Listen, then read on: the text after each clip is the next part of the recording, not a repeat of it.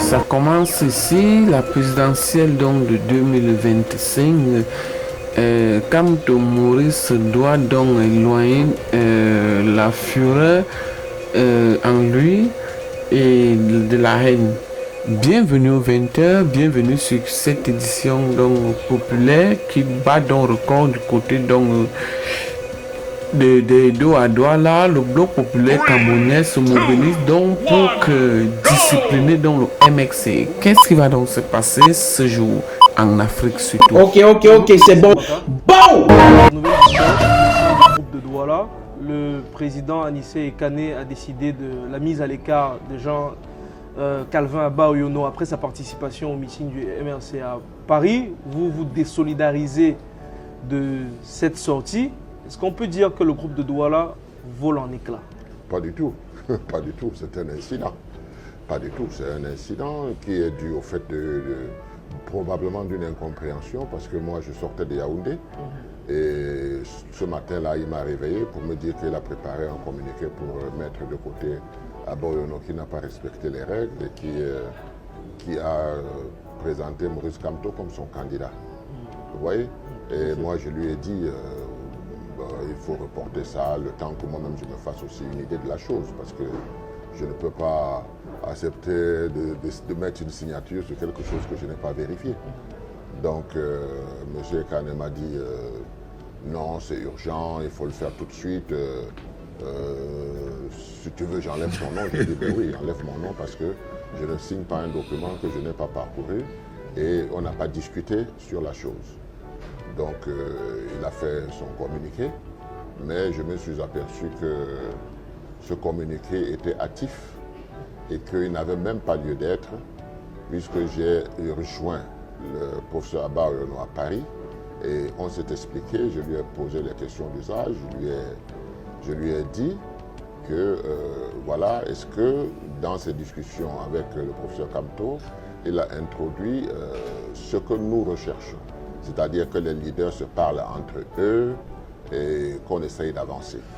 Nous sommes en train de travailler avec le peuple, avec les élites, dans le Cameroun entier, mais les leaders eux-mêmes doivent se parler entre eux. Le professeur Abba-Oyono a affirmé que ça a été fait, donc je n'ai pas vu l'importance de se communiquer et je me suis retrouvé dans l'obligation de faire mon communiqué en me désolidarisant parce que lui il a signé pour le groupe de Douala. Tout à fait. Et ça pouvait apparaître comme si tout le groupe était d'accord. C'est une signature personnelle. Et que vous a dit Jean-Calvin Abba-Oyono de ce que pense Maurice Kamto du groupe de Douala, votre initiative? Non, la question n'est pas de penser du groupe de Douala. La question c'est de traduire le message du groupe de Douala qui veut que les acteurs, les candidats se parlent entre eux, ce qui n'existe pas au jour d'aujourd'hui, qui se parlent de cette élection présidentielle. Le tout n'est pas de venir dans les conventions, n'est-ce pas, et puis repartir chez soi. Non, il est question de voir quel est le plan qu'on met en marche pour qu'on ait une candidature forte. Mais pour cela, il faut parler. Donc, je peux dire que le professeur Abba-Oyono et le professeur Maurice Kamto ont des affinités. Qui de mieux dans le groupe que d'envoyer ou alors de laisser travailler celui qui a plus d'affinités? Vous comprenez? Mais quelle était la nature de l'arrivée de Jean-Calvin Abba-Oyono au sein du groupe de Douala? Parce qu'une conférence de presse avait été annoncée et la presse camerounaise a découvert avec grande surprise que sur le panel on avait Sambaka, Anissé Ekane et Jean-Calvin Abba-Oyono. Est-ce que vous avez vraiment échangé de différents contours concernant ce que vous recherchez et de l'impossibilité pour l'un ou l'autre membre d'afficher ouvertement son soutien à un éventuel candidat à l'élection présidentielle? Je dois d'abord dire que le groupe de Douala soutient tous les candidats. Maintenant, il veut créer une dynamique pour que les candidats se parlent et qu'on arrive à une forte candidature. Que les gens puissent se parler, se comprendre, à la limite même de mettre en place un programme commun. Donc c'est là où nous voulons arriver. Maintenant, à côté de ça, il y a le peuple qui demande depuis plus de 30 ans de voir une équipe à la place des individus qui divisent les voix. Donc c'est tout à fait normal que nous allions chacun, comme il peut, vers un candidat, discuter avec ce candidat pour lui montrer le bien fondé de la chose. Nous n'avons pas interdit à un candidat de se présenter. Vous savez, les stratégies politiques peuvent se faire même à la dernière minute. Mais il faut déjà se connaître. Il faut déjà parler ensemble. Donc pour moi, c'était précipité ce communiqué. Est-ce que vous ne pensez pas quand même que c'est difficile aujourd'hui de porter le message de l'union quand on sait que votre propre dynamique a connu d'abord le départ de Henriette Ekoué, ensuite la mise à l'écart par Anissé Ekane d'Elimbi Lobé, la mise à l'écart de Jean-Calvin Abaoyono? Est-ce que ce n'est pas difficile de continuer à porter ce message? On voit bien que vous souhaitez montrer que ça ne vole pas en éclats, que tout y est encore. Non, mais dans les prochains jours, vous allez vous apercevoir que ça ne vole pas en éclats. Vous ne pouvez pas imaginer le nombre de gens qui sont pour la dynamique, cette dynamique. Bonjour les enfants, c'est papa. Mon mur est un asile psychiatrique à ciel ouvert et ma salle d'attente est toujours bondée. Bienvenue à la clinique les enfants. Vous êtes le peuple les enfants. Vous n'avez pas besoin qu'un groupe se lève pour vous dire pour qui vous devez voter. Ces histoires de groupe de Douala, de groupe de X, de groupe de Y que vous entendez là, c'est des petits groupes de maîtres chanteurs qui essayent de se trouver une place au cœur de l'élection. Ils ont opté de faire chanter les candidats à l'élection présidentielle. Moi, je dis ma chose comme elle est claire. Et quand vous voyez un groupe comme le groupe de Douala, c'est un petit groupe de politiciens corrompus. Et quand vous voyez les Anissé Ekane, vous voyez les Sambaka, vous voyez les Henriette Ekoué, vous voyez d'abord le profil d'abord. Donc c'est un groupe, vous voyez les Elimbi Lobé. C'est-à-dire que Sambaka, Elimbi Lobé, Anissé Ekane, machin, ils disent que c'est eux qui vont choisir à la place du peuple que nous sommes, le candidat qui est bon. Il dit que nous, le peuple, nous avons toujours demandé qu'il y ait un candidat de large consensus. Ça, c'était le peuple, les populations. C'est les populations qui demandaient le candidat de large consensus. Il faudrait dire ça à Sambaka. Que c'est les populations qui cherchaient la coalition. Les populations. Le peuple a une direction. Le peuple a une direction et le peuple mène sa lutte. Le peuple n'a pas besoin que Sambaka, Anissé Ekane, Henriette Ekoué, Elimbi Lobé, Fusti Abaoyono s'asseyent ensemble pour faire chanter les candidats de l'opposition à l'élection présidentielle et pour venir combattre les candidats. Mais ils sont normaux. Est-ce qu'ils sont normaux? Est-ce qu'ils sont normaux? C'est-à-dire qu'ils estiment que, j'ai écouté Elimbi Lobé dire ça, que le candidat de l'opposition qui ne va pas accepter le processus du candidat de large consensus sera tenu pour responsable. Mais regardez-moi le rigolo joueur de PMUC. Il vaut quoi à l'échelle d'un pays? Lui-même, vous voyez, quand vous dites que vous ne pouvez pas continuer de laisser les gens décider à votre place. Le peuple ne laisse pas les gens décider à sa place. Le peuple ne se lève pas avec les histoires de groupes de Douala, groupes de Basse. Non. Non, non, non. Parce que ce sont des lobbies qui sont créés pour se mettre entre le peuple et le destin du peuple. Ben oui. Ce sont des petits lobbies qui sont constitués pour se tenir entre le peuple et le reste du peuple. Voilà un groupe de Douala qui ne parle jamais de la fraude électorale. Qui ne parle jamais du respect du code électoral, qui ne parle jamais de toutes les opérations qui doivent rendre la lisibilité claire du processus électoral. Mais ils veulent arbitrer un match dont ils voient bien qu'on est en train de violer les règles. Ça ne leur dit rien. Ça ne leur dit rien. Ils veulent faire quoi? Qu'est-ce qu'ils veulent faire? Non, les enfants, le peuple est souverain en 2025. Il n'y a pas un groupe qui va choisir à notre place pour qui nous sommes prêts à nous battre. Ils vont dire que même si ça s'arrête, que ça s'arrête. Le pays s'écroule sur la tête de tout le monde. Après, chacun passe, mais personne ne fera le chantage à personne. Le peuple doit être remis au cœur de l'équation. Je vous ai déjà dit que c'est ce qui se passe dans un pays. Pour faire 42 ans de pouvoir, il faut écarter le peuple de l'équation. Et les choses comme les groupes de Douala, comme ça, là, les groupes qui disent que c'est eux qui se forment en groupe pour aller maintenant choisir le candidat du peuple à la place du peuple. Est-ce qu'ils s'écoutent même? Est-ce que les gens là sont même normaux, même dans leur tête, même là-bas, même là où ils sont là? C'est-à-dire que vous voyez des corrompus, les Anissé et Canet, les Arrêtés et quoi, qui vous disent que c'est eux qui vont aller choisir le candidat de l'opposition et que c'est nous, le peuple, qui les envoyons. Quelqu'un parmi vous là a envoyé Elimbi Lobé, lui chercher un candidat. Quelqu'un parmi vous a envoyé Anissé et Canet, lui chercher un candidat. Quelqu'un parmi vous a envoyé Sambaka, lui chercher un candidat. Non, nous sommes le peuple, pas les populations oisillons. Rappelez bien à ces messieurs qui viennent vous parler comme si on parlait à des enfants que nous sommes le peuple. Et ils sont là pour faire le chantage aux leaders de l'opposition. Ils disent que les leaders de l'opposition sont égocentriques, que les leaders de l'opposition ont beaucoup d'ego, mais eux-mêmes, ils n'arrivent même pas à tenir un groupe pendant un mois. Un mois. Les problèmes d'égocentrisme et de leadership les ont déjà arrêtés. Eux-mêmes n'arrivent pas à tenir ce fameux groupe de Douala. Ils n'arrivent pas à tenir un mois. Le truc Ariel est parti. C'est l'autre. Que des haineux. D'abord, comment vous pouvez former un groupe de haineux? Le groupe de Douala, c'est vraiment un groupe de haineux. Hein. C'est-à-dire, vous voyez, dans un groupe, vous avez Anissé et Canet. Dans l'autre côté, vous avez Elimbi Lobé. Après, vous avez Henriette Ekoué. Vous avez un groupe qui a que des haineux. Comment ça peut fonctionner quand le carburant qui anime vos actions, ce n'est pas l'amour? Quand le carburant qui anime vos actions, ce n'est pas l'amour, alors les éléments, les actions que vous posez, ce sont des actions de destruction. Parce que là, ces bonhommes sont animés. N'oubliez jamais, ils sont animés par l'intérêt individuel. Chacun d'entre eux veut trouver une place dans le match l'élection 2025.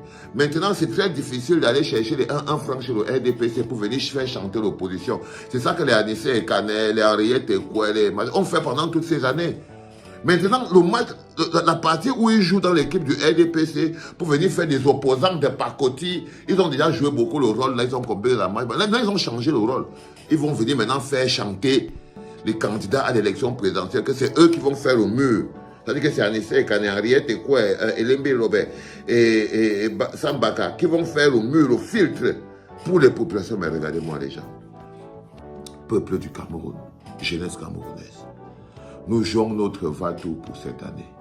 Nous n'avons pas besoin de quelqu'un pour nous dire la direction. Nous n'avons pas besoin de quelqu'un. La souffrance que nous vivons au quotidien est suffisante pour nous donner la direction. La souffrance et l'humiliation que subit notre peuple et notre pays depuis toutes ces années est suffisante pour que nous trouvions nous-mêmes la direction. Nous savons ce qui est bon pour nous. C'est ça qu'on appelle un peuple souverain. Un peuple souverain, ce n'est pas un peuple qui attend qu'un groupe de personnes se lève pour lui dire pour qui il doit voter. Non. Un peuple souverain ressent, vit, respire, transpire, sue, saigne pour son avenir. Un peuple souverain transpire, sue et saigne pour son avenir. Il n'attend pas. Et ce n'est plus une histoire. 237 Politique, la chaîne où on parle vrai, sans langue de bois, là où la politique camerounaise ne se cache pas derrière des discours creux. Aujourd'hui, on s'attaque à un dossier qui sent le soufre, une lettre ouverte adressée directement à Paul Biya. Oui, vous avez bien entendu, une lettre qui n'est pas envoyée aux oubliettes, mais qui claque comme une gifle sur la table du palais. Cette lettre, elle vient du Nkam, et plus précisément de Yabassi, un coin du Cameroun qui depuis des décennies pleure dans son coin. Les habitants, fatigués des promesses non tenues, des terres spoliées, des projets avortés, n'ont pas mâché leurs mots. Ils interpellent le chef de l'État sur des faits qui menacent la paix sociale et qui exposent un malaise profond, un malaise qui pourrait bien embraser toute la région si rien n'est fait. Alors, que se passe-t-il réellement au Nkam? Qui tire les ficelles dans l'ombre? Quelle est cette fameuse mâture qui fait trembler les populations locales? Et surtout, qu'en pense Paul Biya, le gardien de la paix et de l'unité nationale? Restez avec nous, parce qu'on va décortiquer tout ça, morceau par morceau, avec la bonne dose de vérité, de satire, et ce petit clin d'œil à notre quotidien camerounais, souvent drôle, parfois amer. Partie 1, une lettre pour défendre la terre des ancêtres. Ou pour dénoncer une nouvelle forme d'évangélisation foncière. Ah, Cameroun mon pays. Là où les lettres ouvertes ne sont plus des courriers ordinaires, mais des cris de détresse à ciel ouvert. Dans le département du Nkam, plus précisément à Yabassi, les populations n'ont pas envoyé une simple doléance à la présidence. Non. Elles ont balancé un véritable coup de tonnerre épistolaire sur le bureau de Paul Biya, façon « sauvons nos terres pendant qu'il est encore temps ». Car oui, chers spectateurs, ici on ne parle pas de quelques mètres carrés pour construire une case ou une salle de réunion de quartier. Non. On parle des terres coutumières ancestrales, des espaces sacrés, des forêts héritées depuis des générations, que les peuples Bassan de Kama gardent avec la même vigilance qu'un berger protège ses brebis contre les lions. Mais hélas, le lion, dans cette histoire, ne rugit pas depuis la savane. Il porte costume cravate, il signe des décrets, et il débarque avec un plan cadastral sous le bras. Il s'appelle Mature, et il prétend venir aménager. Mais à en croire les habitants de Yabassi, c'est plutôt une mission de déménagement accéléré des villageois. Et comme si cela ne suffisait pas, les populations accusent le préfet du Nkam d'être le bras armé de cette opération. Et oui, au lieu d'être le protecteur des lois de la République, le voilà transformé, toujours selon les plaignants, en chef de chantier d'un hold-up foncier bien huilé. On dit qu'il débarque, donne des ordres, et que les droits coutumiers sont balayés comme poussière sur carrelage. Imaginez un instant, vos ancêtres ont été enterrés là, vos rituels se font là, vos cultures poussent là. Et puis un matin, on vous dit que désormais c'est « terrain à lotir ». Pardon, lotir pour qui? Pourquoi? Pour quel projet? Les textes de la République sont pourtant clairs sur la reconnaissance des droits traditionnels. Mais ici, les textes ne servent plus qu'à décorer les tiroirs climatisés de l'administration. Le peuple parle de collusion, de mafia foncière déguisée en projet de développement. Et pendant que les élites locales prennent des selfies en terrain conquis, le peuple regarde sa terre disparaître, impuissant. Et le plus grave dans cette affaire? C'est ce sentiment que la République a deux vitesses, celle qui protège, et celle qui pille. Une pour les puissants, une autre pour les sans-voix. Alors, que reste-t-il à ces populations, sinon écrire? Écrire au chef de l'État, en espérant qu'entre deux voyages et un conseil de ministres, quelqu'un à Etoudi lèvera les yeux pour voir le Nkam sombrer dans le chaos foncier. Mais ce qui est sûr, c'est que cette lettre, écrite avec les tripes, signée dans l'amertume, est le dernier espoir avant l'explosion. Et si Paul Biya ne répond pas, ce n'est pas seulement une terre qu'on perdra, mais la paix sociale qui vacillera comme un toit de tôle sous une tornade. Et pendant que le chef de l'État lit, ou fait semblant de lire, voyons ce qui se cache réellement derrière ces fameux projets d'aménagement qui divisent plutôt qu'ils ne construisent. Partie 2, le développement en mode, dérapage contrôlé, infrastructure fantôme et promesses volatiles. À Cameroun, pays de paradoxes où même les projets d'infrastructure ont pris l'habitude de se volatiliser comme le vent de décembre. Dans le département du Nkam, pendant qu'on crie au vol de terre, il faut aussi pleurer les projets de développement devenus mirages en plein jour. Les populations de Yabassi ne demandent pourtant pas la lune. Non. Pas de tramway, pas d'autoroute à 8 voies, pas même un métro souterrain. Ils veulent juste ce qu'on leur promet depuis des décennies, des routes praticables, des écoles dignes de ce nom, un hôpital où les pansements ne sont pas optionnels, et de l'eau potable qui ne vient pas des gouttières. Mais devinez quoi? Rien. Nada. Zéro pointé. À croire que dans certains coins du Cameroun, le mot « développement » est devenu synonyme de « dessin animé », ça fait rêver, mais ça ne sort jamais de l'écran. Tenez un exemple, on avait promis une route bitumée pour désenclaver le coin. Un joli projet annoncé en grande pompe avec tambour et fanfare, inauguré même, sur plan. Oui, on a inauguré le projet, sans route. Et depuis, le bitume a préféré aller couvrir d'autres régions plus stratégiques. Résultat, quand il pleut, les motos se transforment en bateaux, les enfants vont à l'école avec des sandales en plastique, et les ambulances font demi-tour pour cause de cratères géants sur la voie. Et pourtant, on continue de nous parler de l'émergence 2035, comme si le Nkam avait reçu une convocation pour un banquet, mais sans table ni chaise. Les jeunes crient, les vieux soupirent, les mamans implorent, mais les autorités locales, elles, répondent avec des rapports bien ficelés et des conférences de presse en col blanc. Le plus drôle ou le plus tragique, selon l'humeur, c'est que pendant que les terres sont arrachées au nom du progrès, il n'y a même pas une école moderne ou un centre de santé pour justifier ce pillage. Le développement dans cette affaire ressemble un peu à un taxi sans moteur, beaucoup de bruit pour rien. Et alors qu'on tente de nous faire avaler la pilule en parlant d'aménagement du territoire, les populations, elles, vivent un dépaysement forcé sans visa, sans indemnisation, sans dignité. Mais au fond, une question se pose, si ce n'est pas pour améliorer la vie des autochtones, alors pour qui sont réellement ces projets fantômes? La réponse, peut-être, se cache dans les jeux d'influence, les réseaux d'intérêts privés et les silences complices qui gangrènent l'administration locale. Et ça, c'est justement ce que nous allons décortiquer dans la troisième partie de notre reportage. Qui tire les ficelles dans l'ombre? Quels sont les enjeux cachés derrière cette affaire? Restez avec nous, la suite s'annonce encore plus croustillante. Partie 3, le préfet, la mature et la République. Ou le trio de la discorde. À Cameroun. Quand un problème devient national, il y a souvent un trio bien huilé derrière, une administration trop zélée, une société d'aménagement trop ambitieuse, et des textes de loi qu'on piétine comme du vieux sachet plastique à Mokolo. Le NCAM, malheureusement, ne fait pas exception. Dans ce théâtre tragicomique qui se joue à Yabassi, le préfet du département du NCAM joue un rôle de premier plan. Pas comme sauveur ou médiateur, non. Selon les plaignants, il serait le chef d'orchestre attitré des opérations de spoliation, déguisé en autorité administrative neutre. Le monsieur, tel un commandant de terrain, mènerait les descentes avec la rigueur d'un général, mais avec la compassion d'un percepteur d'impôts en fin de mois. Les populations, elles, l'ont baptisé sans ménagement, le « bras armé de la mature ». Et ça, ce n'est pas un titre honorifique. C'est plutôt un mélange de sarcasme et de désespoir. Car pendant que la mature trace des parcelles sur des terres ancestrales comme si c'était un terrain de foot à Douala-Bépanda, le préfet, lui, encadre les bulldozers, protège les bornes et fait disperser les récalcitrants. Mais ce qui choque davantage, c'est l'impunité. Le respect des textes de la République? Disparu. Rayé. Mis dans une vieille armoire du ministère et verrouillé à double tour. Les lois sur la propriété coutumière? Balayées comme la poussière devant une case. Pourtant, ces textes sont clairs comme l'eau d'Atoc. Les terres coutumières ne peuvent pas être saisies sans le consentement libre, éclairé et écrit des populations concernées.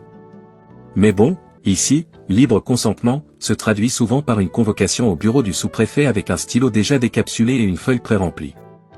Et si jamais vous hésitez, on vous explique gentiment que vous n'avez pas de titre foncier, donc que vous n'êtes qu'un occupant toléré de la terre de vos ancêtres. On est où là? Comment un peuple peut-il être étranger sur sa propre terre? Une terre qu'il cultive depuis plusieurs générations, où ses ancêtres reposent sous les manguiers et où chaque colline raconte une histoire? À croire que dans le dictionnaire administratif camerounais, autochtone rime désormais avec intrus. Et comme pour enfoncer le clou, les responsables de la mature continuent d'agir avec une confiance olympique. Eux, ils avancent les documents, les plans d'urbanisme, les projections à long terme. Mais ce qu'ils n'avancent jamais, c'est le dialogue. Ils préfèrent parler au bulldozer plutôt qu'au chef du village. Le résultat? Une tension sociale qui monte, comme une marmite de haricots oubliés sur le feu. Une colère sourde qui pourrait à tout moment déborder, non pas parce que les populations veulent la guerre, mais parce qu'elles veulent simplement qu'on respecte leurs droits et leur dignité. Et pendant que la poussière de l'injustice recouvre les collines du NCAM, une question reste suspendue comme une prière sans réponse, jusqu'à quand le président Paul Biya va-t-il tolérer cette mascarade administrative? Et c'est ici qu'une nouvelle couche du problème se dévoile, la complicité silencieuse de certains aux responsables, les non-dits politiques, et surtout, le spectre d'une révolte sociale annoncée. Mais ça, on en parle juste après dans la partie 4. Partie 4, des routes en promesses, des projets en poussière. Maintenant, parlons du développement. Ce mot-là, au Cameroun, on le met partout. Dans les discours présidentiels, dans les slogans des mairies, même sur les pancartes rouillées au bord des routes impraticables, projet d'intérêt public en cours. Mais au NCAM, surtout à Yabassi, le développement ressemble à une fable qu'on raconte aux enfants pour qu'ils s'endorment. Les populations, elles, n'en peuvent plus. Les projets tombent comme la pluie en saison sèche, rares, inattendus, et souvent inutiles. On leur a promis des infrastructures dignes d'une ville moderne, routes bitumées, éclairage public, marchés rénovés, accès à l'eau potable, écoles décentes. Mais ce qu'ils ont reçu? Des routes en latérite qui se transforment en piscines boueuses dès qu'un nuage éternue, des lampadaires solaires sans batterie, et des chantiers inaugurés avec fanfare, puis laissés en jachère pendant 10 ans. Et attention le budget est souvent voté, débloqué, même justifié. Mais sur le terrain? Nada. C'est le désert, version tropicale. Les enfants marchent toujours des kilomètres pour aller à l'école. Les malades sont transportés sur des motos jusqu'à Douala pour accoucher ou soigner une simple crise de palu. Et pendant ce temps-là, les hautes autorités locales roulent en 4x4 climatisés sur les pistes que les villageois ont eux-mêmes rebouchées avec des cailloux ramassés au bord du fleuve Wouri. Les rares projets qui arrivent sont souvent mal conçus, mal exécutés, ou mal, disons-le, volés avant d'être réalisés.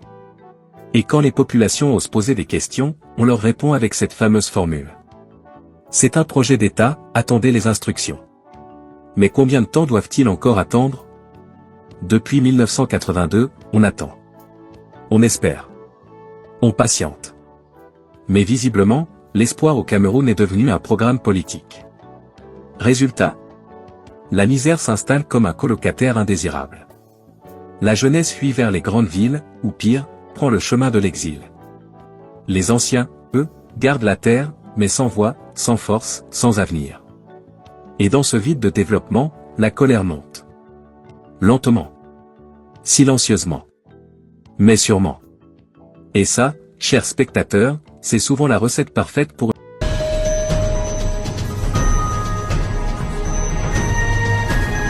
Mesdames, messieurs, chers internautes, bonjour, bonsoir selon l'heure à laquelle vous tombez sur cette vidéo. Ici, c'est Actu Cameroun, la seule chaîne où l'actualité transpire la vérité, mais avec une pincée de piment rouge bien de chez nous.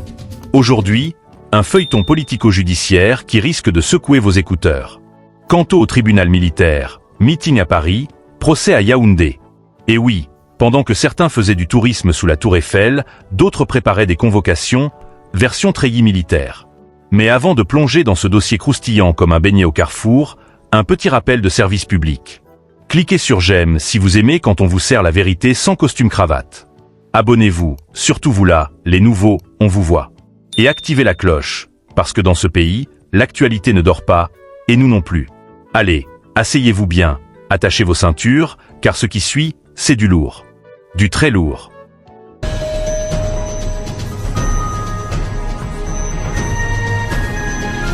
Partie 1, l'origine du bras de fer, quand Paris déclenche Yaoundé. À Cameroun mon pays. Même quand un politicien éternue à Paris, c'est à Yaoundé qu'on sort les mouchoirs. Et cette fois, c'est Maurice Kanto qui a toussé fort. Très fort. Lors d'un meeting tenu à Paris le 31 mai 2025, le président du mouvement pour la renaissance du Cameroun aurait, selon ses détracteurs, envoyé un message bien épicé à ses partisans. Préparez-vous à la bagarre s'il bloque ma candidature. Bon, il n'a pas dit ça comme un boxeur dans un ring. Mais c'est comme ça que l'ODS, l'Observatoire du développement sociétal, a compris le message. Et quand l'ODS entend bagarre, il sort les codes pénaux plus vite que le piment sort dans une sauce trop chaude. L'organisation crie au scandale. Kanto aurait incité à l'insurrection, banalisé la violence politique et même, attention, fait l'apologie des émeutes au Sénégal.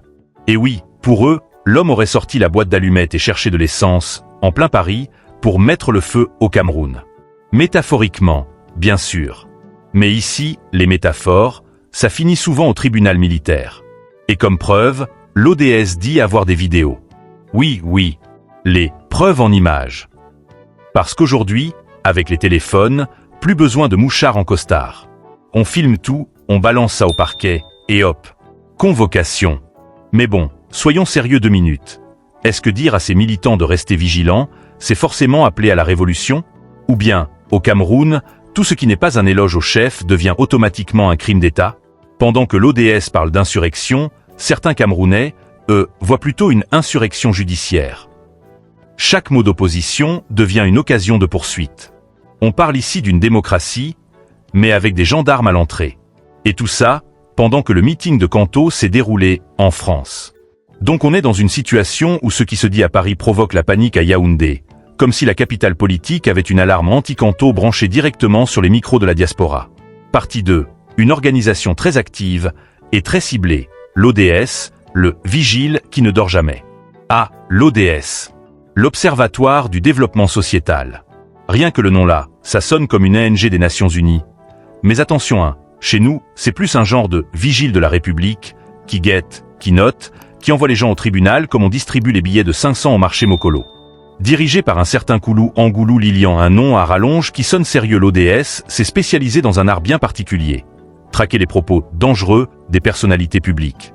Surtout celles qui ne chantent pas les louanges du régime en place. C'est un peu comme un détecteur de mensonges, sauf qu'il ne détecte que les paroles de l'opposition.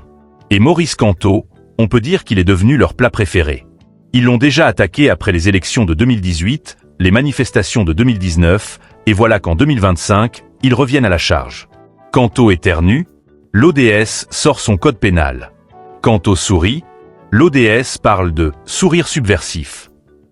Quant au se tait, c'est un silence qui appelle à la guerre. Bref, avec eux, le monsieur est coupable même quand il respire. Et ce n'est pas qu'une obsession Canto. L'ODS, c'est aussi cette même organisation qui, il y a quelques mois seulement, avait porté plainte contre Maître Alice Nkom, la doyenne du barreau. Motif ? Atteinte à la sûreté de l'État. Et là, tu te demandes, est-ce que tout le monde devient une menace nationale dès qu'il prend la parole sans demander autorisation au gouverneur ? Mais attention, l'ODS insiste. Ils sont neutres, impartiaux, citoyens engagés pour le développement sociétal. Un développement tellement spécial qu'il commence et finit dans les tribunaux militaires. Le hic, c'est que leurs plaintes arrivent toujours comme par hasard, en pleine période électorale. Et là, les mauvaises langues, qui sont nombreuses au Cameroun, commencent à murmurer que l'ODS ne serait qu'un outil politique déguisé en ONG. Un genre de garde-frontière électorale, chargé de filtrer les candidats trop turbulents. Mais bon, dans un pays où on a déjà vu un camion citer un opposant à comparaître, plus rien ne surprend. Et l'ODS, eux, ils continuent leur travail. Avec rigueur, avec passion, avec précision. Trop de précision même. Partie 3. Un scénario qui se répète. Le film dont on connaît déjà la fin.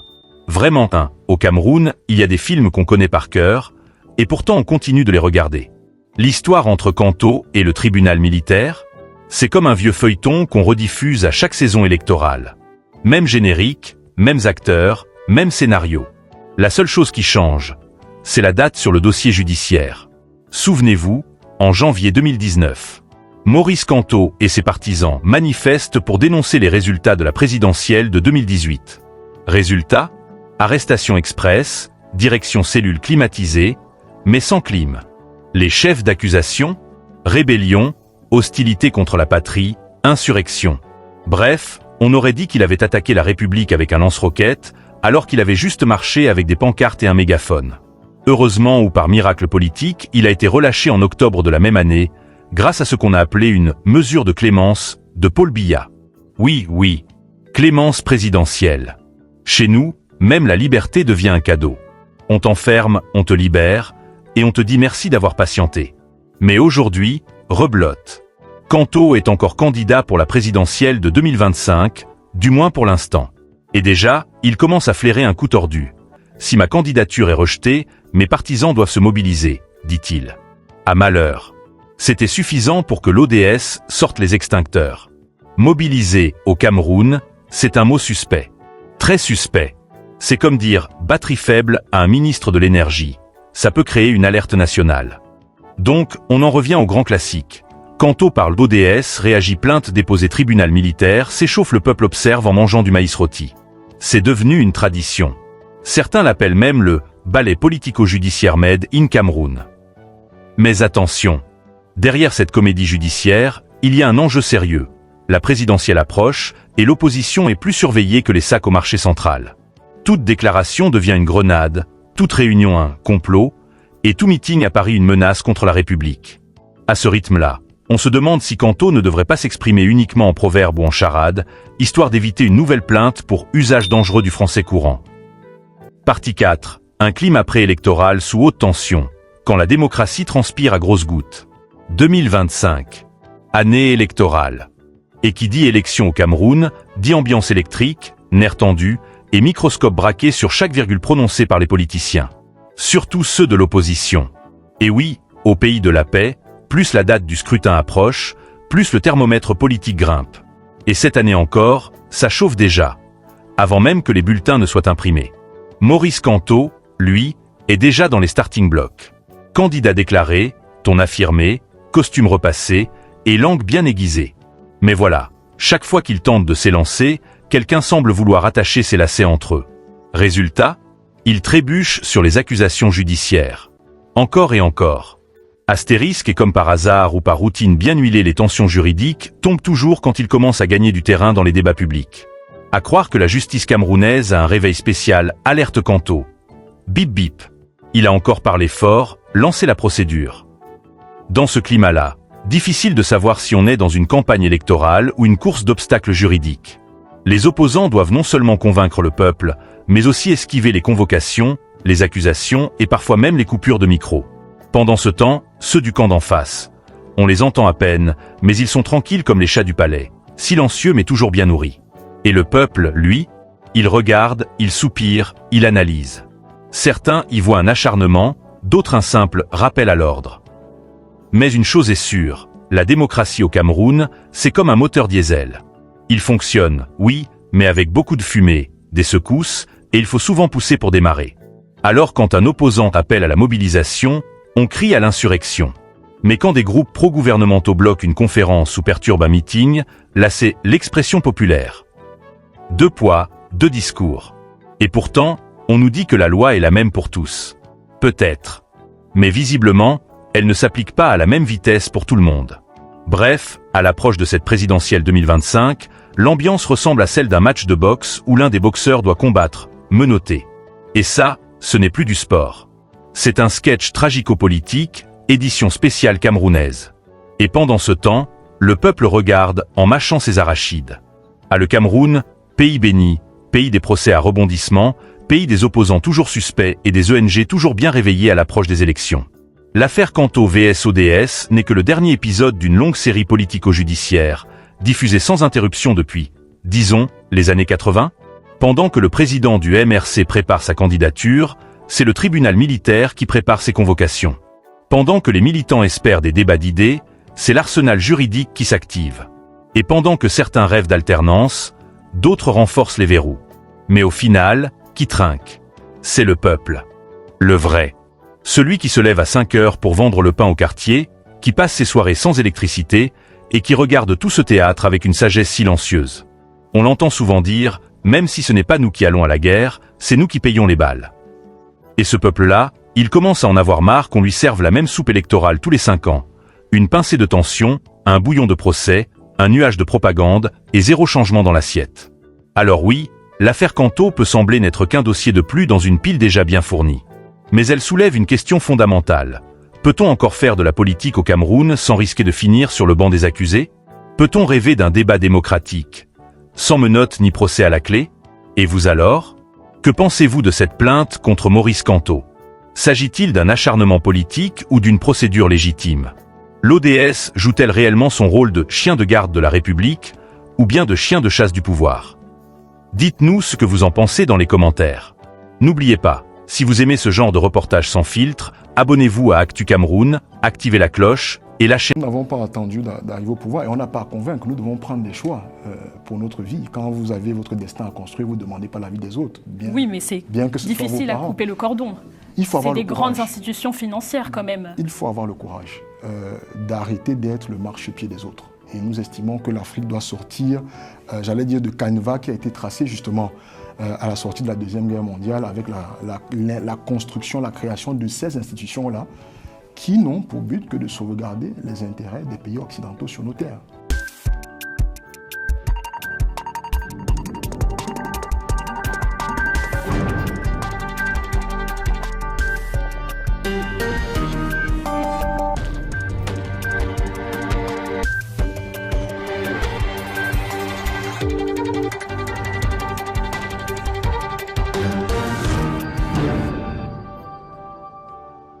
Bonsoir à tous et bienvenue dans l'entretien du jour. Cap ce soir sur le Cameroun où les voix s'élèvent à l'approche des élections d'octobre 2025 et parmi elles le mouvement patriotique pour la prospérité du peuple, le MP3, qui propose une vision fondée sur l'afro-socio-libéralisme. Et pour en parler ce soir, nous retrouvons Hiram Iyodi. Bonsoir. Bonsoir Madame Bemba, merci de me recevoir. Alors merci aussi d'avoir accepté notre invitation. Vous êtes le secrétaire exécutif donc du MP3.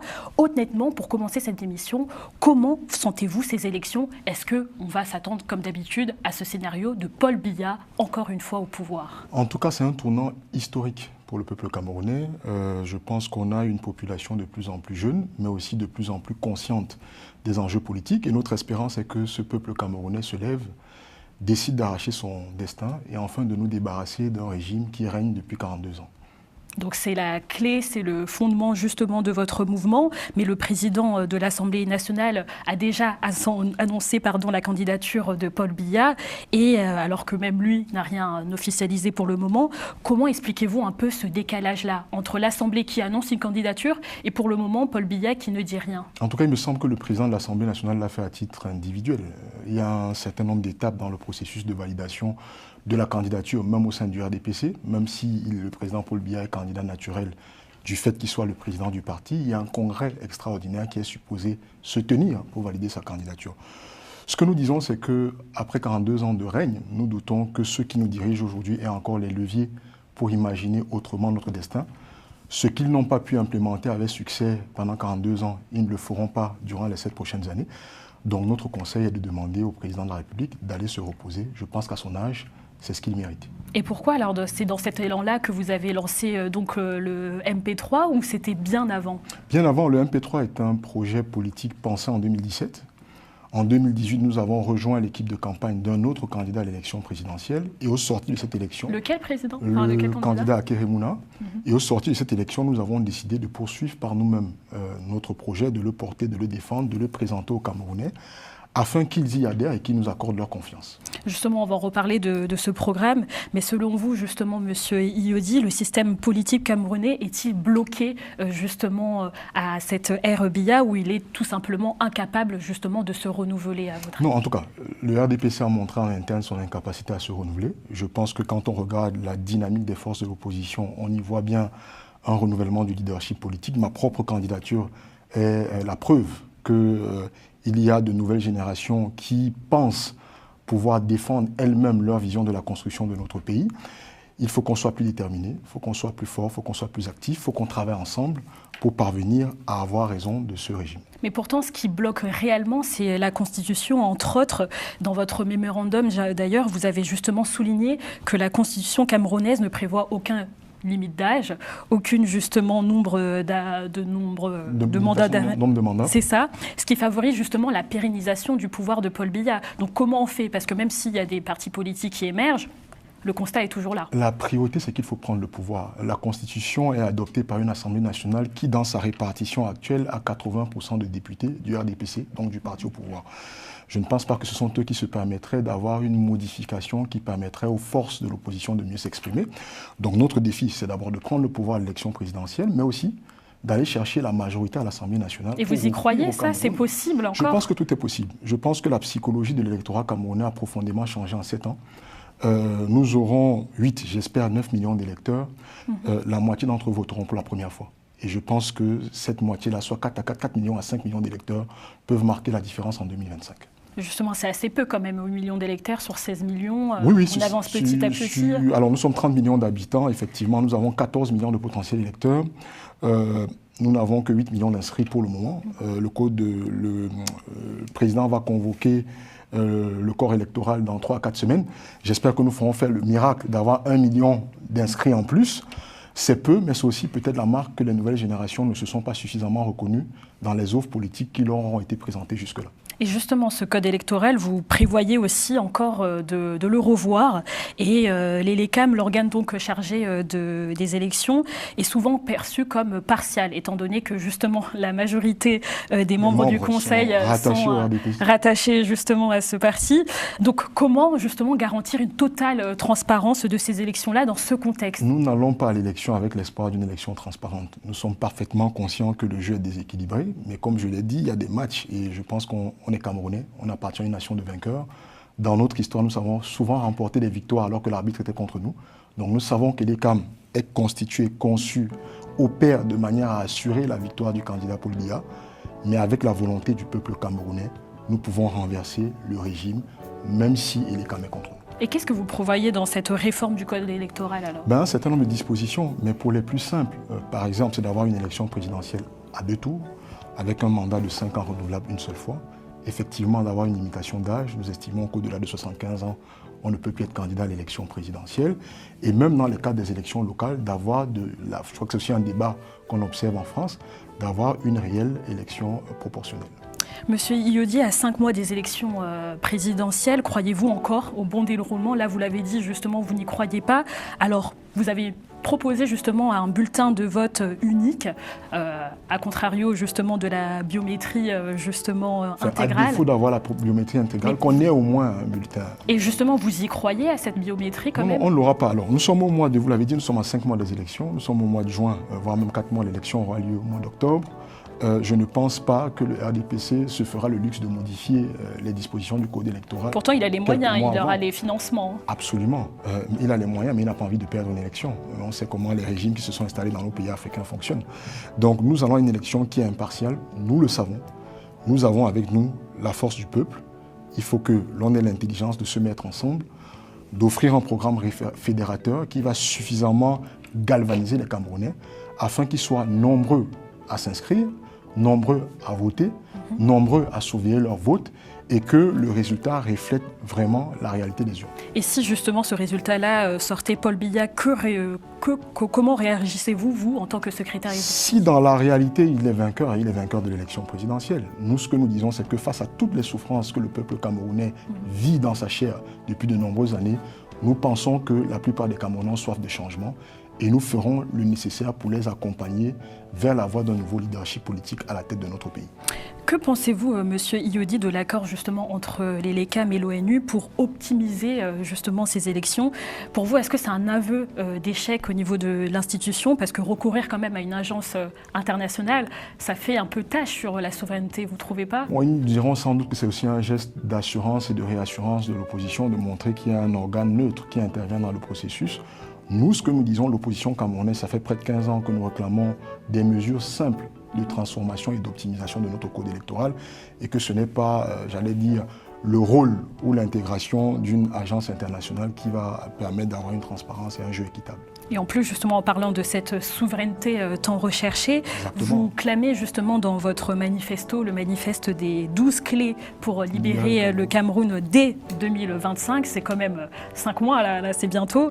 Et cela commence par la conquête justement de la souveraineté monétaire, militaire et aussi stratégique. Mais qu'est-ce que vous entendez par là? Simplement, on reprendra les 3 termes. Parlant de la souveraineté monétaire, nous savons qu'aucun État puissant, parce que c'est l'ambition que nous avons pour le Cameroun, de construire une nation puissante, aucun État puissant ne s'est développé avec la monnaie des autres. Et donc il est peut-être temps que l'Afrique centrale en général et le Cameroun en particulier aient le courage de mettre en place une monnaie qui serve le développement de notre économie.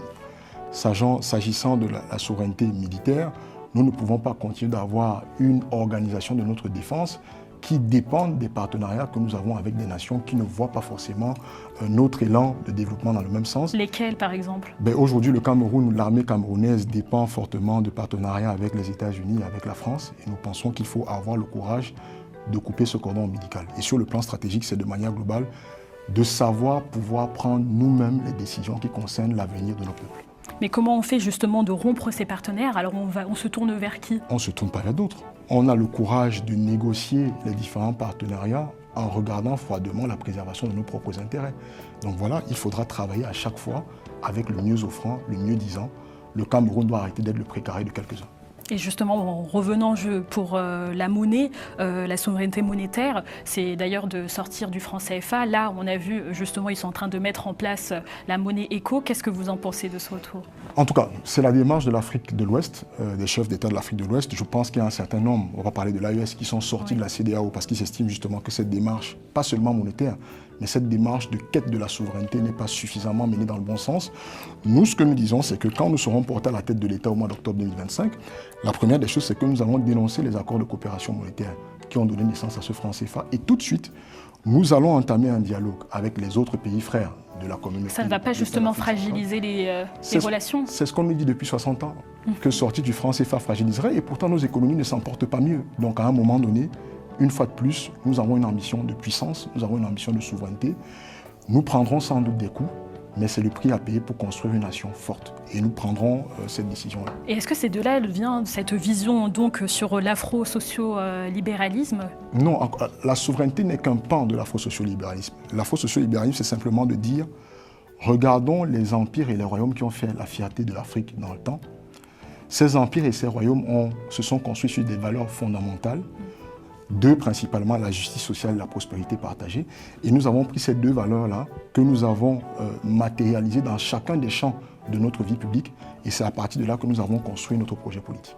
Vraiment ce projet politique donc panafricain, mais comment justement, si vous arrivez au pouvoir, convaincre justement les partenaires régionaux et internationaux, alors que justement le Cameroun dépend encore très très largement de ces partenaires-là. Nous n'avons pas attendu d'arriver au pouvoir et on n'a pas à convaincre. Nous devons prendre des choix pour notre vie. Quand vous avez votre destin à construire, vous ne demandez pas l'avis des autres. Oui, mais c'est difficile à couper le cordon. C'est des grandes institutions financières quand même. Il faut avoir le courage d'arrêter d'être le marchepied des autres. Et nous estimons que l'Afrique doit sortir, j'allais dire, de canevas qui a été tracé justement à la sortie de la Deuxième Guerre mondiale avec la construction, la création de ces institutions-là qui n'ont pour but que de sauvegarder les intérêts des pays occidentaux sur nos terres. En retour, nous devons avoir le courage de construire une démarche qui permette de sauvegarder nos intérêts. C'est ce que nous prenons et c'est ce que nous défendons. Donc c'est un modèle qui peut réellement garantir la prospérité, car le Cameroun subit quand même une forte concurrence au niveau justement des importations, avec un taux de produits étrangers estimé à plus de 60% dans certains secteurs. Donc comment on fait ça? Simplement, nous on a dit qu'on prendra une décision difficile. Une fois qu'on arrivera au pouvoir, nous allons interdire l'exportation des matières premières agricoles et minières avant première transformation locale. Le Cameroun est un pays immensément riche. Nous avons du pétrole, du gaz, du fer, du manganèse, du bois, de l'eau pour faire l'hydroélectricité. Nous estimons que cette ressource-là peut permettre d'avoir un pays autosuffisant tant du point alimentaire que du point énergétique, mais que l'on peut également positionner le Cameroun comme l'un des leaders de la transformation agroalimentaire sur le continent africain. Et donc pour cela, il faut que l'on garde nos matières premières sur place, qu'on les transforme sur place et que ça permet donc d'apporter de la plus-value et de créer de l'emploi pour nos nombreux diplômés qui sortent de nos grandes écoles et qui ne savent pas comment est-ce qu'ils vont satisfaire leur fin de mois. Et vous trouvez que le chemin sera long, parce que quand même de passer à 60% de taux d'importation et de là être indépendant, combien de temps à peu près ça pourrait mettre? En tout cas, nous pensons que sur le prochain septennat, nous pouvons considérablement infléchir la tendance. Voilà. Donc en cette année, on pourrait renverser la balance et c'est notre souhait d'avoir 70% de notre consommation localement et de n'importer qu'un maximum de 30% de nos biens. Et qu'en est-il justement, Monsieur Iyodi, de la justice sociale? Quelles sont les solutions, étant donné que les plus riches détiennent près de la moitié justement des revenus nationaux? C'est quand même colossal cette partie-là. Alors, il ne s'agit pas tant de déposséder les plus riches de leur richesse, mais il s'agit de leur dire que la pensée africaine est d'abord une pensée du développement collectif. Et donc s'ils sont riches, c'est parce qu'ils ont utilisé les ressources de la communauté. Et donc en retour, ils doivent apporter une contribution à l'essor de cette communauté-là. Mais seront-ils d'accord justement de contribuer, vous pensez? On va entamer un dialogue, on a commencé à le faire, on va finir par les convaincre. L'Afrique aujourd'hui suit un modèle de développement qui a été construit pour elle et qui ne correspond pas du tout à la philosophie de nos peuples. Et donc nous avons la confiance, nous avons l'assurance de pouvoir amener nos opérateurs économiques à avoir une autre pensée de notre développement. Bien sûr, ça va s'accompagner d'un certain nombre de facilitations du point de vue fiscal, mais à la fin de la journée, nos richesses individuelles doivent servir la consolidation d'une nation camerounaise encore plus forte et encore plus puissante. Et en tant que secrétaire justement exécutif du MP3, est-ce que vous avez été approché par les gouvernances ou bien même des États étrangers? À quel but, j'aimerais dire? Électoral. Ah non, enfin, je compte sur les voix du peuple camerounais. Je m'en remets à l'intelligence des Camerounais qui sont suffisamment, j'allais dire, indépendants et suffisamment lucides pour pouvoir choisir de manière claire le dirigeant dont ils ont besoin. Je pense qu'on n'a pas besoin de l'appui de puissances étrangères, mais non, on ne vit pas seul, on n'évolue pas en vase clos. Nous dialoguons avec tout le monde. Nous terminons ces jours en France où nous avons discuté avec plusieurs forces politiques locales pour leur expliquer quelle était notre vision et notre approche des partenariats internationaux. Mais à la fin de la journée, c'est au peuple camerounais de choisir ses dirigeants. Donc justement, je reviens. Quelle est votre venue ici en France dans ce cadre-là, à 5 mois quand même des élections présidentielles? Alors nous avons profité de l'organisation d'un certain nombre d'événements au sein de la diaspora camerounaise d'Europe pour avoir justement non seulement un marathon médiatique, mais également pour pouvoir rencontrer certains leaders et groupes d'influence de notre diaspora. Et vous vous sentez écouté justement par cette diaspora-là? Nous avons encore, en tout cas été chaleureusement reçus. Il y a un certain nombre de décisions qui ont été prises et donc dans les prochaines semaines, nous allons les implémenter. Nous remercions tous les acteurs de la diaspora qui pensent que notre projet est celui qui peut fondamentalement libérer notre pays. Et dans ce contexte-là, vous sentez beaucoup plus que la diaspora s'amène de Paul Biya ou au contraire, elle souhaite qui s'allonge. Je pense qu'il n'y a même pas de question à poser. La diaspora... Parce qu'ils n'ont connu que ça. Non, la diaspora camerounaise, comme les Camerounais du Cameroun, sont décidés cette année à avoir un autre leader à la tête du pays et ce ne sera pas le président Paul Biya. Mais quand même, face à la montée des tensions dans les régions justement anglophones, comment le MP3 envisage-t-il d'apaiser le climat social à l'approche donc des élections, étant donné que là, on a vu il n'y a pas longtemps, le RDPC du Sud-Est ont publiquement justement soutenu la candidature de Paul Biya. Ce n'est pas qu'une montée des tensions, c'est une crise, pour ne pas dire une guerre, que nous menons dans deux des régions de notre pays depuis bientôt 9 ans. Nous l'avons dit, il y a un certain nombre de revendications qui sont adressées dans notre programme politique, notamment celles liées à la forme de l'État, au système éducatif ou au mode de gestion de nos ressources. À la fin de la journée, il va falloir avoir le courage de dialoguer avec tous nos frères anglophones, même ceux qui ont choisi, j'allais dire, le camp de la violence. Il faut comprendre leur frustration, il faut échanger avec eux et il faut qu'on mette en place des mécanismes de sortie de crise. Et le principal auquel nous avons pensé, c'est qu'une année après notre élection, en octobre 2026, nous allons organiser une conférence nationale souveraine qui permettra à l'ensemble du peuple camerounais, pour une fois dans son histoire, de décider lui-même de la constitution qui va permettre d'organiser notre vie en communauté et donc d'apaiser les tensions dans ces régions-là. Mais Paul Biya, justement, ne fait pas partie de ces hommes de la situation pour cette réconciliation, étant donné que, justement, il est soutenu dans ces régions-là. S'il était soutenu, pourquoi est-ce qu'il y aurait une guerre depuis 9 ans? C'est bien la preuve qu'il n'est pas soutenu et que sa gouvernance ne répond pas aux préoccupations de nos frères et sœurs des régions du Nord-Ouest et du Sud-Ouest. Quel camp choisir alors, étant donné que beaucoup de jeunes Camerounais affirment que Paul Biya incarne la stabilité, étant donné qu'ils ont connu que ça, alors que d'autres dénoncent donc la répression et bien même l'immobilisme? En tout cas, moi, je n'ai pas rencontré beaucoup de jeunes Camerounais qui estiment que Paul Biya incarne encore la stabilité ou la solution pour notre pays. La plupart des jeunes sont très clairs. Le président de la République a 94 ans. C'est une chance de vivre à cet âge-là. Mais à cet âge, on ne peut plus gouverner une nation de 30 millions d'âmes, dont plus de la moitié sont âgés de moins de 20 ans. Il faut un autre leadership dynamique qui comprend parfaitement les enjeux du monde dans lequel on évolue, les enjeux climatiques, les enjeux de développement durable, les enjeux de technologie et d'intelligence artificielle. Et ce n'est pas possible que la réponse à cette question-là soit un homme de 94 ans. Pourtant, dernièrement, il y a eu des manifestations qui ont été arrêtées à la suite du soutien de Paul Biya. Vous, comment vous faites pour mobiliser les jeunes? Là, récemment, même tout au long de votre mouvement, vous faites des campagnes sur les réseaux sociaux. À Yaoundé 6e, vous avez eu 54 nouvelles inscriptions. Et vous ne trouvez pas que justement la jeunesse a un peu déserté le camp politique? La jeunesse se sent abandonnée. La jeunesse ne croit plus à la réalité de notre système électoral. La jeunesse se sent désemparée. Mais nous, ce que on leur dit, c'est que notre pays est doté de suffisamment de ressources pour répondre à nos préoccupations, notamment celles des questions de chômage et d'emploi. Et donc, il faut prendre le pouvoir politique, parce que c'est dans le champ politique que l'on prend les décisions sur les différents aspects de notre République. Nous allons les amener à y croire. Et on pense justement que de nouvelles personnalités politiques comme les nôtres vont permettre de dynamiser l'engagement des jeunes dans le champ politique. Et là, ces nouveaux adhérents, comment vous les suivez? Dans quel sens? Au niveau de votre mouvement? Alors, nous avons une plateforme en ligne qui permet à tout Camerounais de pouvoir intégrer notre parti politique à partir d'un clic sur Internet. Et donc, à partir de là, il y a tout un parcours d'intégration et d'apprentissage de ce que c'est que l'idéologie du MP3, comment est-ce qu'il faut la défendre sur le terrain, quelles sont nos préoccupations, quelles sont nos priorités. Et au fur et à mesure, en tout cas, nous voyons que la mèche prend sur le terrain. Nos groupes continuent de grandir. Nous pensons que ce séjour au niveau de la diaspora a également permis d'avoir de nouveaux soutiens, de nouveaux militants. 5 mois, c'est peut-être court, mais c'est long pour réaliser une surprise. Et je pense que le MP3, à travers ma candidature, sera la surprise de cette élection présidentielle. Vous allez justement réussir à restaurer une confiance alors que 60% de la population, justement, c'est la jeunesse, mais moins de 10% sont des députés qui ont moins de 40 ans quand même.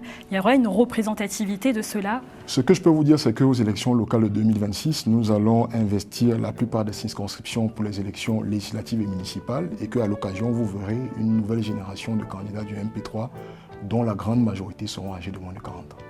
Âgé de moins de 40 ans, du coup, certification, c'est très important. Qu'est-ce que vous comptez faire justement au niveau de vos 12 clés pour le Cameroun? Est-ce que vous comptez justement les financer par, que ce soit au niveau des institutions ou bien même indépendantes? Qu'est-ce que vous, concrètement, pour le financement global de ces 12 clés à mettre en place? Alors, c'est la première clé qui va financer les 11 autres. C'est pour ça que nous les avons élaborés dans ce sens-là. La première clé s'intitule « La fin du gaspillage de notre argent ». Comme je ne cesse de le dire, le Cameroun est doté de suffisamment de ressources pour satisfaire aux besoins de sa population. Et donc nous disons que le meilleur moyen de financer ces projets infrastructurels, c'est de réduire drastiquement le coût et le train de vie de l'État. En 2 mesures simples, le Cameroun est un pays de 30 millions d'habitants qui a un gouvernement de 63 membres, parce que la logique, c'est de féliciter ceux qui ont obtenu des résultats électoraux. Nous disons que nous allons ramener la taille du gouvernement à 20 membres.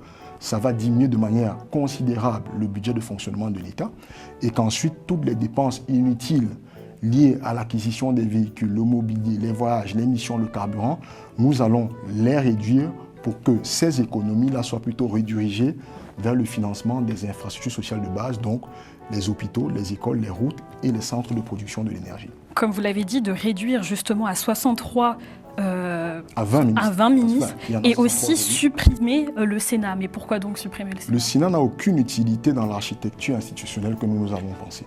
Ce sera une architecture à 3 niveaux. La commune qui sera en charge du développement local, la région qui va se charger de la coordination et de la construction des infrastructures et l'État central qui va se charger des questions régaliennes. Le lien entre l'État central et les localités sera assuré par l'Assemblée nationale. Chaque région sera dotée d'une assemblée locale. Nous n'avons absolument pas besoin d'avoir un Sénat qui nous coûte 8 à 15 milliards de fonctionnement par année, alors que les Camerounais ont des besoins de base en fourniture d'eau et d'électricité. Et comment, justement, vous allez faire pour restaurer encore cette confiance-là? Parce que, en soi, pour les députés et bien même les sénateurs, ça ne va pas être forcément facile de les évincer. Mais pour le moment, les députés et les sénateurs sont les membres d'un parti. Et les journalistes comme vous peuvent facilement relayer, c'est-à-dire que mettre la communauté internationale et médiatique en alerte. Vous comprenez? Pendant les années 90, les années de Brest que l'Afrique a connu pratiquement, tous les grands mouvements qui ont été menés, c'était de l'extérieur. Ça fait que quoi? Ça fait que ça stimule. Il y a des mouvements, prenons par exemple en 90, quand Nelson Mandela sort de prison. Avant qu'il ne sorte de prison, est-ce que il ne vous a pas échappé que les grands mouvements de contestation contre le système d'apartheid se déroulaient en Occident? C'était pas en Afrique du Sud. C'est vrai qu'en Afrique du Sud, se battait, mais c'est beaucoup plus en Occident que ça avait plus d'impact sur les citoyens. Beaucoup plus là-bas. On a parlé de la modification de la Constitution de 2008 tout à l'heure. Vous ne savez pas ce qui se cache derrière cette modification de la Constitution. C'est parce que la diaspora camerounaise manifestait en Europe pour traduire bien à la CPI qu'ils se sont précipités à changer cette constitution parce que, au risque de perdre le pouvoir et être traduit devant la CPI pour des détournements de fonds publics et détournements de deniers publics. C'est autant de choses. Regardez l'impact que les mouvements de la diaspora ont eu sur la libération de Laurent Gbagbo quand on l'arrête et qu'on le traduit à la CPI. C'est parce que la diaspora s'est manifestée, s'est mobilisée et a obligé l'opinion internationale à se prononcer sur le cas Gbagbo afin qu'il soit acquitté, comme vous voyez. Aujourd'hui, on parle du procès de la situation judiciaire de Nicolas Sarkozy. C'est parce que la diaspora africaine a manifesté. Après l'assassinat crapuleux de Kadhafi, que les institutions françaises se sont levées pour voir de plus près.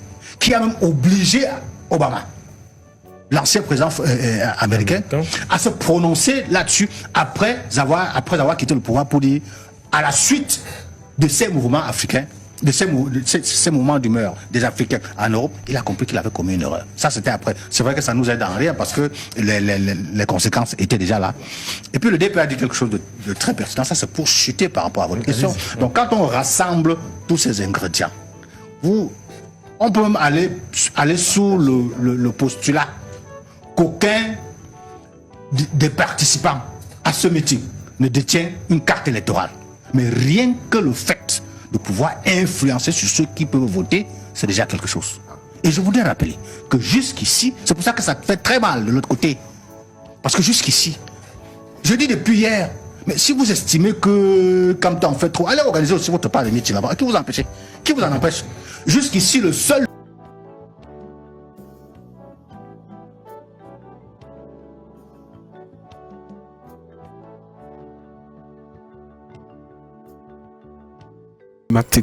Alors, bienvenue sur cette chaîne politique d'Afrique. décryptage, analyse, comme je vous expliquais. Madame et monsieur, rebonsoir à tous et bienvenue pour que cette prochaine édition du 20h, si vous le voulez donc très bien. Bao!